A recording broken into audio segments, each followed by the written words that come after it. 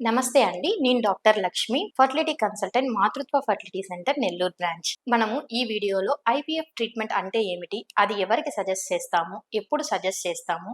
ఎలా చేస్తాము? అనే వాటి గురించి తెలుసుకుందాం.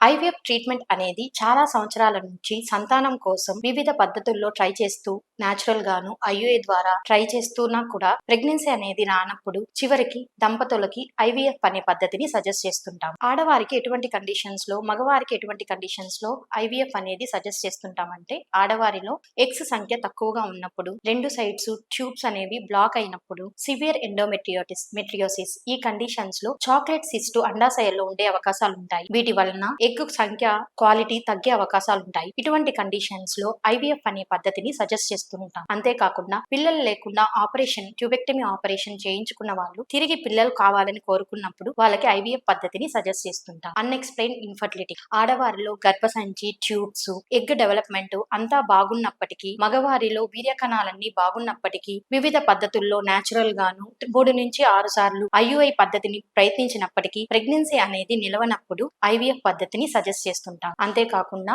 ఆడవారిలో మోర్ దాన్ 40 ఇయర్స్ ఉన్న వాళ్ళకి ఎగ్స్ సంఖ్య తక్కువగా ఉంటుంది. అటువంటి వారికి కూడా ఐవీఎఫ్ సజెస్ట్ చేస్తాం. మగవారిలో వీర్య కణాలు సంఖ్య చాలా తక్కువగా ఉన్నప్పుడు, కదలికలు చాలా తక్కువ ఉన్నప్పుడు, హెల్దీ ఫార్మ్స్ తక్కువగా ఉన్నప్పుడు ఐవీఎఫ్ పద్ధతిని సజెస్ట్ చేస్తుంటాము. అబ్స్ట్రక్టివ్ అజూస్పర్మియా ఈ కండిషన్స్ లో వీర్య కణాలు అనేవి మంచిగా ప్రొడ్యూస్ అవుతున్నప్పటికీ అవి బయటకు రాకుండా అబ్స్ట్రక్షన్ ఉండటం వలన వీర్య కణాలు సెమెన్ లో చాలా తక్కువ ఉంటాయి. అటువంటి కండిషన్స్ లో స్పర్మ్ రిట్రైవల్ టెక్నిక్స్ ద్వారా టెస్టిస్ నుంచి వీర్య కణాలను బయటకు తీసి వాటిని అండాశయాలకి ఇంజెక్ట్ చేసి బేబీస్ ని ఫామ్ చేసి ఆ బేబీస్ ని తల్లి గర్భంలో ఉంచుతాం. ఇదే ఐవీఎఫ్ పద్ధతి.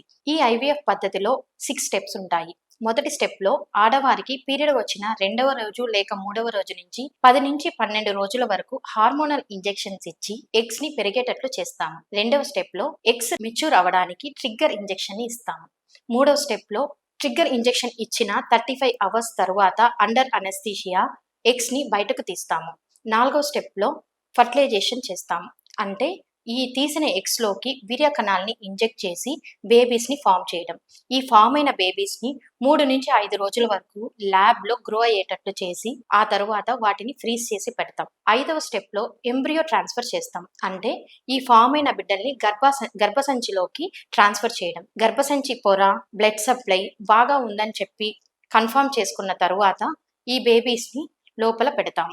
దీన్ని ఎంబ్రియో ట్రాన్స్ఫర్ అంటారు. ఇలా పెట్టిన తర్వాత గర్భం నిలవటానికి మందుల ద్వారా, ఇంజెక్షన్స్ ద్వారా 2 వారాల పాటు సపోర్ట్ ఇస్తాం. ఈ 2 వారాల తరువాత వారికి బ్లడ్ టెస్ట్ చేసి ప్రెగ్నెన్సీ నిలిచిందా లేదా అనేది కన్ఫర్మ్ చేస్తాం. ఈ ఐవీఎఫ్ పద్ధతి గురించి కానీ, ట్రీట్మెంట్ గురించి కానీ, ఈ ఐవీఎఫ్ పద్ధతి ద్వారా పుట్టిన పిల్లల గురించి కానీ చాలా మందికి చాలా సందేహాలు, అపోహలు ఉంటాయి. వీటన్నిటి గురించి తెలుసుకోవడానికి మీరు మమ్మల్ని మాతృత్వ ఫర్టిలిటీ సెంటర్ నెల్లూరు బ్రాంచ్ లో సంప్రదించండి. Thank you.